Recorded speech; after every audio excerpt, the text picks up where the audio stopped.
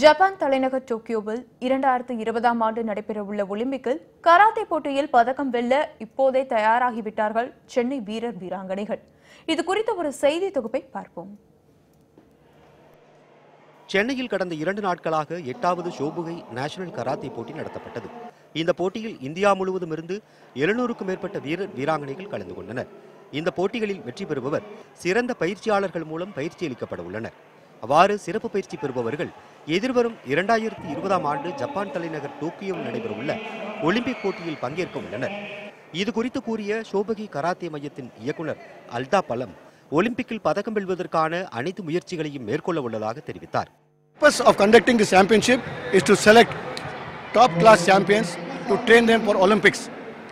We know going to Olympics is not that easy, but we are trying hard to train the boys, train the girls so that we get a chance. In the Olympics there are only 8 top medalists in each category they select. But we are doing our best. If we select even one candidate from one player from India selects, it will be proud to the sport of karate. இந்த போட்டிகள் குறித்து பேசிய karate வீராங்கனை Kanagalakshmi Olympic போட்டியில் karate சேர்க்கப்பட்டுள்ளது மகிழ்ச்சி அளிக்கிறது என்றார். பெண்களின் பாதுகாப்புக்கு கராத்தே மிகவும் முக்கியமானது என்ற அவர் நிறைய பெண்கள் கராத்தேவை கற்க வேண்டும் என்றும் கூறினார். மேலும் பெண்களுக்கு தான் கராத்தே கற்றுக் கொடுக்க தயாராக உள்ளதாகவும் அவர் குறிப்பிட்டார். எங்கள் அப்பா கராட்டே மாஸ்டர் அண்ட் சிஸ்டரும் கராட்டே, 2 பேருமே கராட்டேஸ் தான். ஸோ என் ட்ரீம் எல்லாருக்கும் செல்ஃப் டிஃபென்ஸ், விமென்ஸ்க்கு செல்ஃப் டிஃபென்ஸ் கற்று தரணும் அண்ட் வேர்ல்ட் வைட் ஃபுல்லாக போகணும். அதான் என்னோட ஆசை.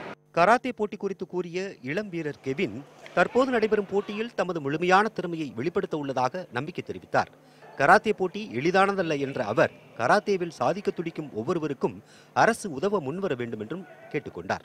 கராத்தே இதுக்குள்ள வரணும் தமிழ்நாட்டுக்குள்ள. ஏன்னா கராத்தே பண்ணும்போது கராத்தேக்கு ஒரு நல்ல மேட் தேவை, ஒரு பெரிய ரூம் அண்ட் ஏசி கண்டிஷனாக இருக்கணும். ஜிம், ஸ்போர்ட்ஸ், மெடிக்கல் ஹெல்த், இதெல்லாம் டயட் இதெல்லாம் ரொம்ப முக்கியம்.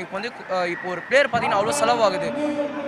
நான் கேரண்டி கொடுக்குறேன், நம்ம கஷ்டப்பட்டு we will become Olympic medalist, but we need help from the government and from the media. Thank you. சின்னஞ்சிறு நாடுகள் விளையாட்டில் சாதிக்கும் போது நமது அரசு முன்வந்து விளையாட்டு வீரர் வீராங்கனைகளுக்கு தேவையான உதவிகளை செய்தால் உலக அரங்கில் இந்தியா சாதிக்கும் என்பதில் எந்த சந்தேகமும் இல்லை. தற்காப்பு கலையாக மட்டும் இருந்த கராத்தே வருகின்ற ஒலிம்பிக் தொடரை அலங்கரிக்க உள்ளது. அதற்கு இப்போதே நமது வீரர் வீராங்கனைகள் தயாராகி வருகின்றனர்.